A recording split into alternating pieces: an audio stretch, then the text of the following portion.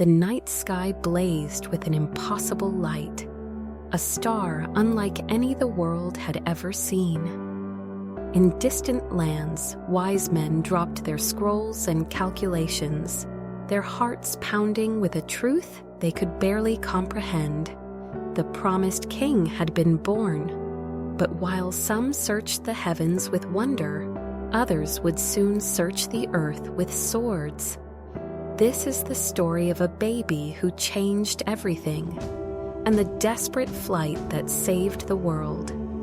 The birth of Jesus had shattered the ordinary world, like lightning splits the darkness.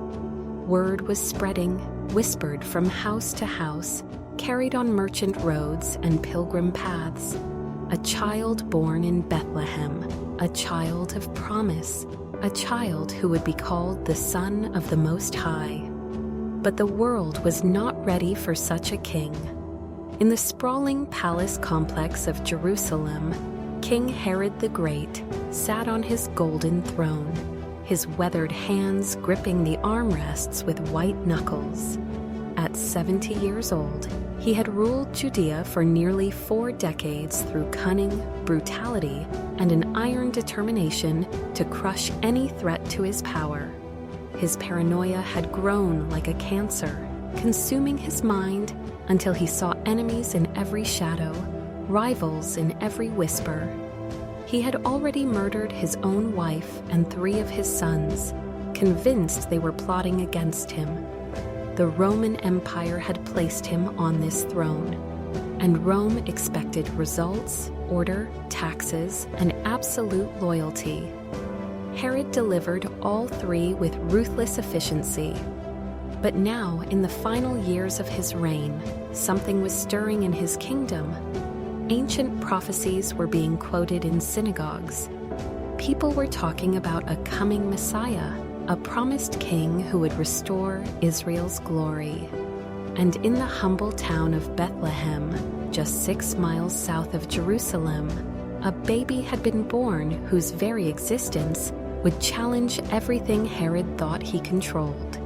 The stage was set for a confrontation between earthly power and heavenly purpose, between a desperate king's rage and a divine plan that had been unfolding since the foundation of the world. The morning sun cast long shadows across the courtyard of Herod's palace when the servants first brought word of the visitors.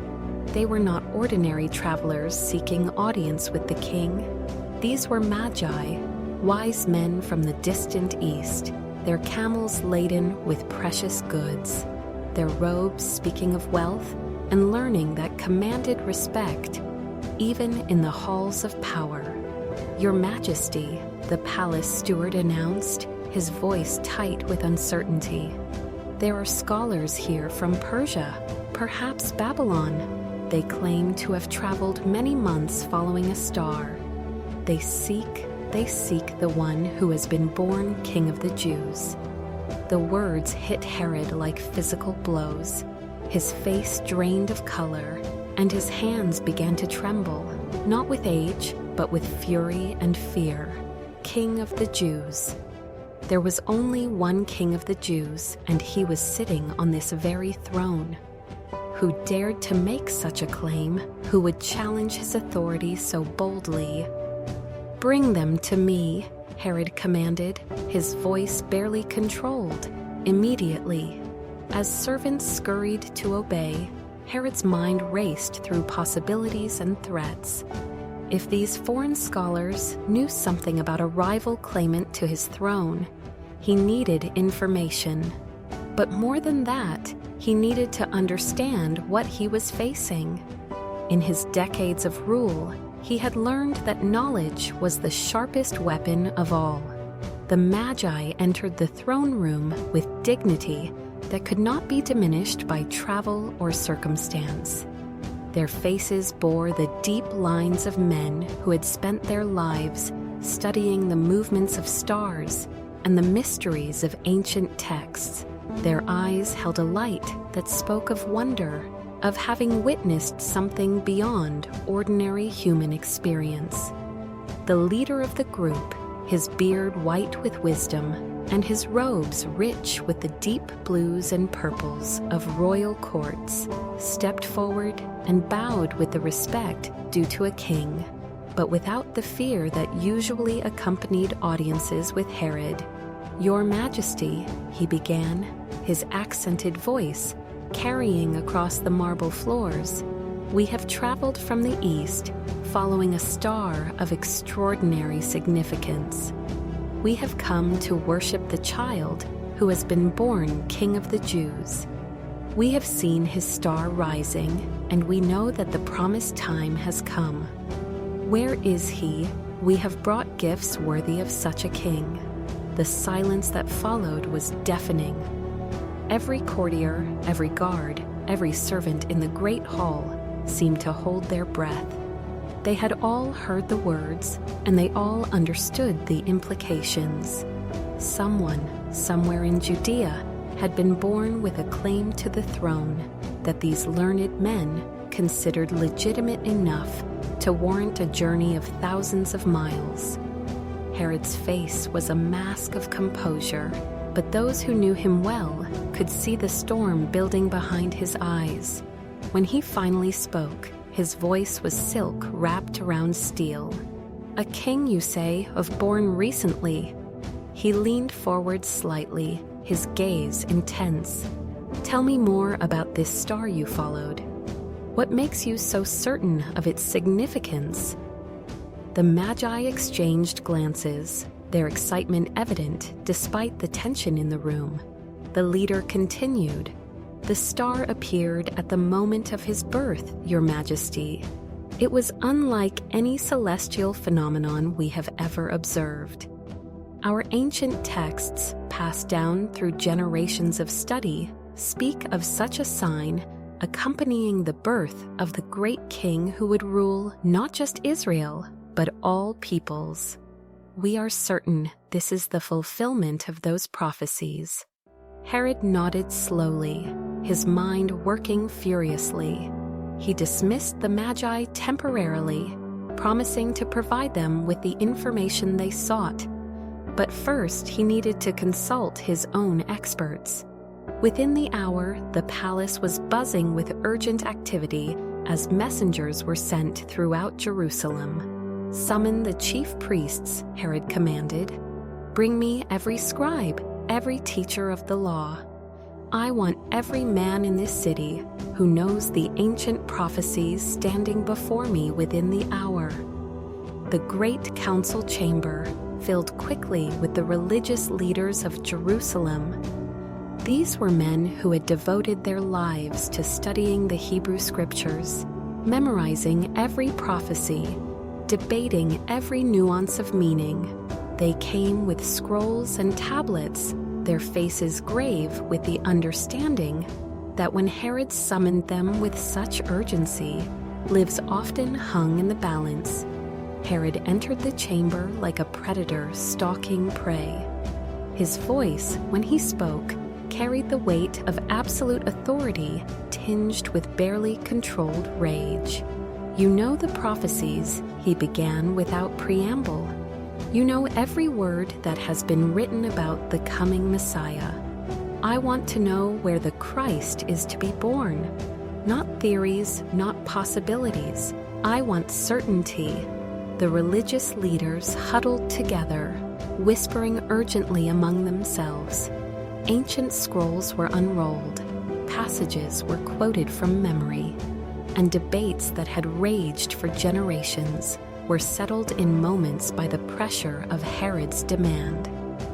Finally, the chief priest stepped forward, his voice steady despite the tremor in his hands. "Your Majesty, the prophet Micah was clear in his writings. He declared that from Bethlehem in Judea would come a ruler who would shepherd the people of Israel. The prophecy states, 'But you, Bethlehem, in the land of Judah, are by no means least among the rulers of Judah. For out of you will come a ruler who will shepherd my people Israel.'" Bethlehem. The name hit Herod like a thunderbolt, just 6 miles away. A small town, easily controlled, easily handled. His mind immediately began calculating distances, timing, possibilities for action. But first, he needed more information from the Magi. Herod dismissed the religious leaders with curt efficiency and immediately summoned the Eastern visitors for a private audience. This time, there were no crowds of courtiers, no public displays. This conversation would take place in his private chambers, away from curious ears and potential witnesses. The Magi returned, still carrying themselves with dignity, but now perhaps sensing some of the danger that surrounded them. Herod had composed his features into an expression of interested cooperation, but his questions were precise and calculated. "My learned friends," he began, his voice now warm and welcoming, "my advisors have confirmed what you seek. The child you're looking for would indeed be born in Bethlehem, according to our ancient prophecies. But I need to understand your timeline more clearly. When exactly did you first see this star? When did it appear the Magi, trusting in the apparent helpfulness of their royal host, provided detailed information about their observations? They spoke of the star's first appearance, its unusual brightness and movement, the way it had guided their journey across deserts and mountains. They calculated dates and distances, unknowingly providing Herod with exactly the information he needed to determine the child's age. Herod listened intently, his mind working like a military strategist planning a campaign. When the Magi finished their account, he leaned back in his chair, a cold smile playing at the corners of his mouth. "This is remarkable," he said, his voice dripping with false sincerity. "I am deeply moved by your dedication in seeking this child. In fact, I share your desire to honor him." The lies flowed smoothly from his lips, each word carefully crafted. "I want you to go to Bethlehem and search diligently for the child. When you find him, come back and report to me immediately, so that I too may go and worship him." The Magi, their hearts pure in their quest, accepted Herod's words at face value. They bowed respectfully, gathered their gifts, and prepared to complete their journey. As they left the palace, their spirits were high with anticipation. Soon, very soon, they would stand before the promised king. But in the shadows of the palace corridors, Herod was already making different plans. His voice, when he spoke to his most trusted advisors, was cold and deadly. "Prepare a contingent of soldiers," he commanded. "I want men who can be trusted to follow orders without question, and I want detailed intelligence on every family in Bethlehem with young children, every single one." The 6-mile journey from Jerusalem to Bethlehem passed quickly for the Magi, their excitement building with every step. But as they traveled, something extraordinary began to happen. The star that had guided them across continents and deserts now seemed to move with new purpose. It appeared to descend from its place in the heavens, growing brighter and more focused, until it seemed to hover directly over one particular house in the small town. The Magi stopped in wonder, their camels shifting restlessly beneath them as their riders stared upward in awe. The star's light was unlike anything in their experience, not the distant twinkle of celestial bodies, but something immediate and present, as if heaven itself was reaching down to touch earth.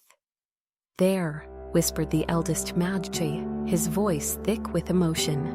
"The star has stopped. This is the place." They dismounted and approached the humble dwelling with hearts pounding. This was no palace, no mansion of the wealthy. This was the simple home of working people, unremarkable, except for the supernatural light that seemed to emanate from within its walls. A gentle knock brought footsteps from inside, and then the door opened to reveal a young woman whose beauty was enhanced by an inner light that seemed to glow from her very soul. Mary, the mother of Jesus, stood in the doorway, her eyes widening in surprise at the sight of the richly dressed foreigners. "Peace be upon this house," the Lead Magi said softly. "We have traveled far, following the star of promise. Is this the home of the child who is born King of the Jews?" Mary's hand went instinctively to her heart, and she nodded slowly. "Please," she said, stepping aside, "come in." The interior of the house was simple but clean, filled with the warm glow of oil lamps and the subtle presence of something divine. And there, in the arms of his mother, was the child they had sought. Jesus was perhaps 2 years old now, no longer the infant in the manger, but a toddler with bright, intelligent eyes that seemed to hold depths of wisdom beyond his years. When the Magi saw him, they were overwhelmed with joy, so intense it took their breath away. Without hesitation, these learned men, these scholars and advisors to kings, fell to their knees before the child. They had studied the movements of stars and the meaning of ancient texts, but nothing had prepared them for this moment. The presence of the divine made flesh, sitting in his mother's lap in a humble home. "We have come to worship you, young king," the eldest whispered, tears streaming down his weathered cheeks. "We have seen your star and followed it across the world." They opened their treasure chests with trembling hands, presenting gifts that spoke of the child's true identity. Gold, the gift for a king, acknowledging his royal authority. Frankincense, the sacred incense used in worship, recognizing his divine nature. Myrrh, the precious spice used for burial, mysteriously prophetic of the sacrifice he would one day make. Mary watched in wonder as these distinguished visitors lavished their treasures upon her son. Joseph stood nearby, his carpenter's hands folded respectfully, his eyes reflecting the same amazement that filled his wife's heart. This child, their child, was indeed the promised one, and the confirmation came not just from angels, but from the learned men of distant lands. The Magi spent time in the presence of the Holy Family, their hearts filled with a peace they had never known. They spoke of their journey, of the star's guidance, of the ancient prophecies that had led them to this moment. Mary treasured every word, storing these encounters in her heart, alongside all the other miraculous events surrounding her son's birth. As evening approached, the Magi prepared to return to Jerusalem to report to Herod as they had promised. They loaded their remaining possessions onto their camels, said their farewells to the Holy Family, and settled down for the night in a nearby inn, planning to begin their return journey at dawn. But God had other plans. That night, as the Magi slept, each man was visited by the same vivid dream. An angel of the Lord appeared to them with a warning that chilled their hearts and opened their eyes to the true nature of Herod's interest in the child. "Do not return to Herod," the angel commanded, his voice echoing with divine authority. "He does not seek the child to worship him, but to destroy him. Take another route back to your own country. Leave immediately, and speak to no one of what you have seen until you are safely away from this land." The Magi awakened simultaneously, each man's heart pounding with the terrible understanding of how close they had come to becoming instruments of evil. They had been so focused on their pure desire to worship the promised king that they had failed to see the deadly trap that surrounded them. Without delay, they broke camp in the darkness before dawn, taking the eastern route that would bypass Jerusalem entirely. Their hearts were heavy with the knowledge that they were leaving the Holy Family in danger, but they trusted that the same God who had warned them would also protect the child. Meanwhile, in the quiet house where Jesus slept peacefully in his mother's arms, Joseph was experiencing his own divine visitation. The angel of the Lord appeared to him in a dream, and the message was urgent and terrifying. "Joseph," the angel's voice cut through the veil of sleep like a sword. "Rise up immediately, take the child and his mother, and flee to Egypt. Stay there until I tell you it is safe to return. Herod is going to search for the child to kill him." Joseph bolted awake, his heart hammering against his ribs. The dream had been so vivid, so real, that he could still feel the angel's presence in the room. There was no time for doubt, no luxury of questioning or delay. The same God who had spoken to him about taking Mary as his wife, who had announced Jesus' birth through angels, was now commanding them to run for their lives. He shook Mary gently awake, his voice urgent but controlled. "Mary, we have to leave, now.